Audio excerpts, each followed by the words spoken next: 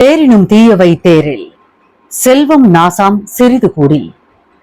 தெரிந்தாலும் தீயதை தேர்ந்தெடுக்க கூடாது, சிறிதளவானாலும் செல்வத்தையே அழிக்கும்.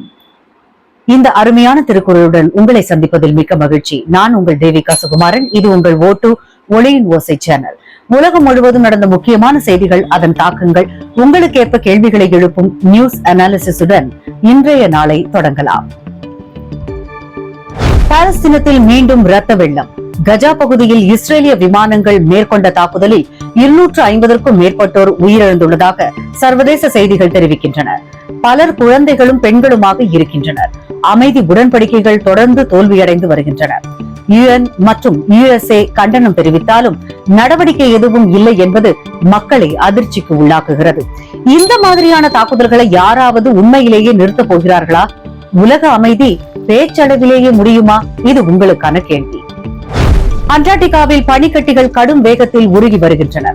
அதன் விளைவாக கடல் மட்ட உயர்வு, 70க்கும் மேற்பட்ட சிறிய தீவுகள் முழுமையாக அழியும் அபாயம் ஏற்படுகிறது. மாலத்தீவுகள், பங்களாதேஷ் கடற்கரை, இலங்கையின் வாத்வா பகுதிகள் நேரடியாக பாதிக்கப்படும் இடங்களில் அடங்குகின்றன. இந்த நிலை 2035க்குள் வந்துவிடும் என IPCC அறிவுறுத்துகிறது. புவியியல் பேரழிவிற்கு நாமும் ஒரு காரணமா? பள்ளி மாணவர்களை கூட சூழல் மாற்றத்தை எதிர்கொள்ள கற்றுக்கொள்ள வேண்டிய நேரம் வந்துடுச்சா? புதிய பாராளுமன்றத்தில் முதல் சீரிய சோதனை.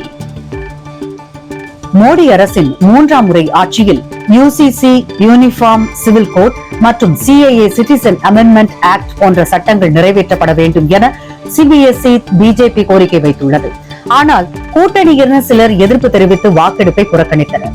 இதன் மூலம் சட்டங்கள் நிறைவேற்றுவது கடினமாகும் என்று அரசியல் விமர்சகர்கள் கருதுகின்றனர். தற்போது 234 பேர் கொண்டிருப்பதால் பாஜக 240 இருந்தாலும் தனிச்சிறப்பு குறைபாடு தென்படுகிறது.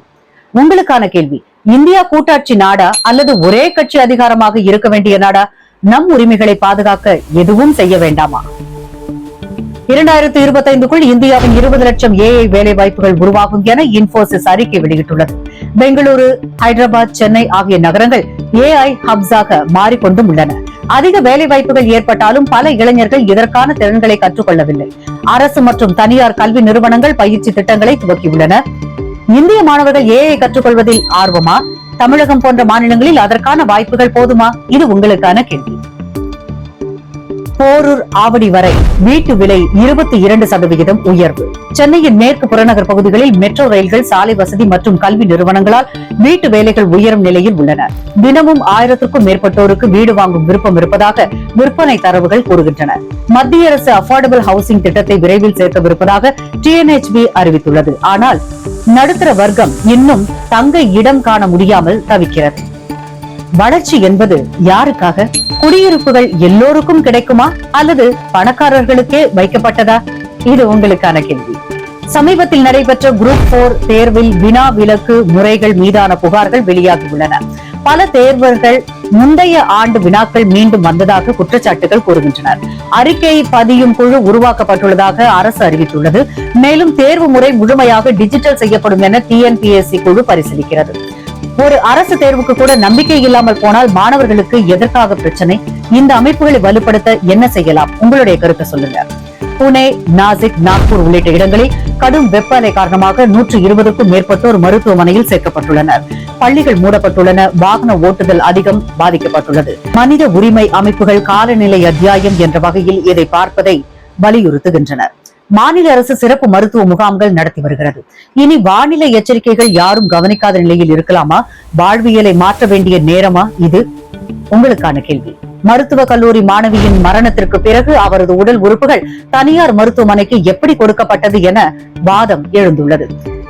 நியமங்களை மீறி நிகழ்ந்ததாக சமூக ஊடகங்களில் புகார்கள். அரசு அதிகாரிகள் விசாரணை நடத்தி வருகின்றனர்.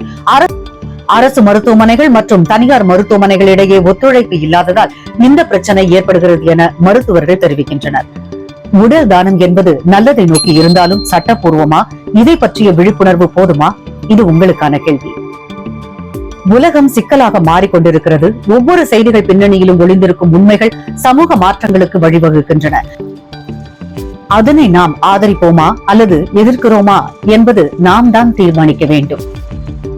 5வது கேள்வி, AI வளர்ச்சியில் உங்களுக்கும் பங்கேற்க தயாரா?